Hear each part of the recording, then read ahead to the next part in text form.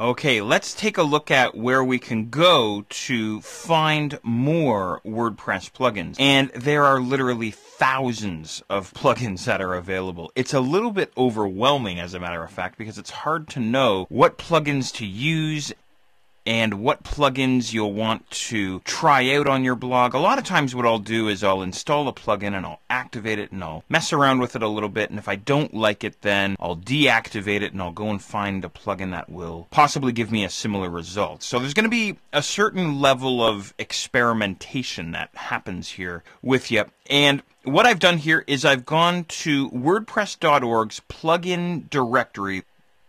This is an online directory that showcases a lot of the available plugins for WordPress. So here's the URL, here's the address. It's going to be wordpress.org/extend/plugins. Or if you want, just do a Google search for WordPress plugins, and usually it's the very first search result. Okay, so let's see what we have in here. Plugins can extend WordPress to do almost anything you can imagine. In the directory, you can find, download, rate, and comment on all the best plugins the WordPress community has to offer. And check this out, over 8,000 plugins, over 77 million downloads and counting. So again, there's this massive, almost mind-boggling community online. Okay, so let's see what we have here. In this main center column here, we have our featured plugins. So we have Polldaddy polls and ratings. Create and manage Polldaddy polls and ratings from within WordPress. Well, that sounds kind of cool, the ability to add polls to your blog. But what the heck is Polldaddy? So again, you're going to have to do a little bit of research here. You'd have to possibly go to the Polldaddy website and read up on their services and how it all works. Here's one that I use, WordPress.com stats. You can have simple, concise stats with no additional load on your server by plugging into WordPress.com's stats system. So that's kind of a cool one. Here's another one that I use, WordPress or WP Supercache, a very fast caching engine for WordPress that produces static HTML files. Now, maybe that isn't the best description.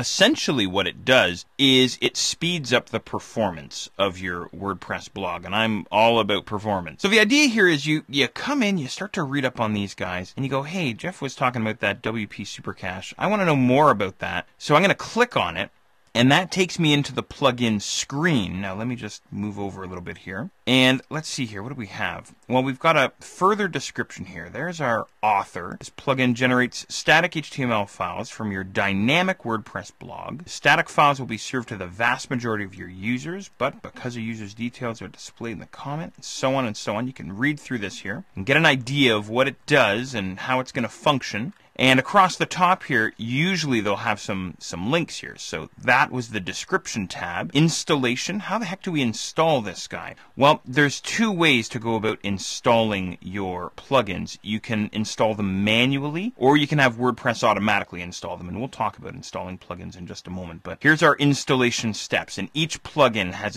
usually its own unique set of installation steps. And of course, other links, FAQ, frequently asked questions, and other notes, and changelog and stats and so on. And then of course over on the right hand side we have some additional info. So we can download the plugin directly, but then we'd have to move the plugin files into our WordPress file folders. Not a big deal, but it is a little extra level of hassle there. And then some additional information, compatibility, and then usually, there it is, they have ratings, which is pretty cool. So anyway, hopefully all good here. Now what I'm going to do is I'm going to back up here, back out one level. I want to show you a couple of other things here.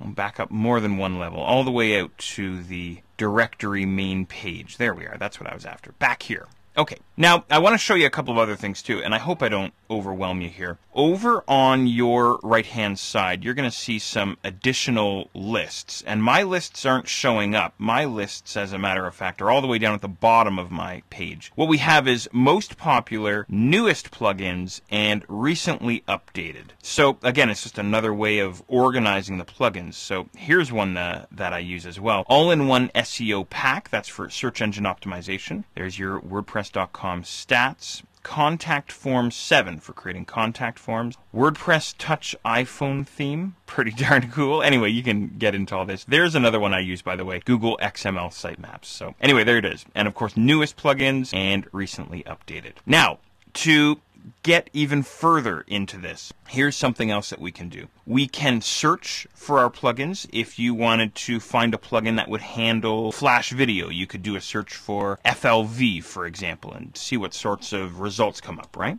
Or what you can do is on the left-hand side, you can sort through all of the plugins. So maybe I'm looking for plugins related to my posts. Maybe I'm looking for plugins related to the admin aspects, or plugins that sit in my sidebar, or control my comments, and so on and so on and so on. So I will see you in, I guess, about a day or so. Whenever you're done kind of digging through all this, there's a lot out there and a lot of cool stuff that you can do to your WordPress blog.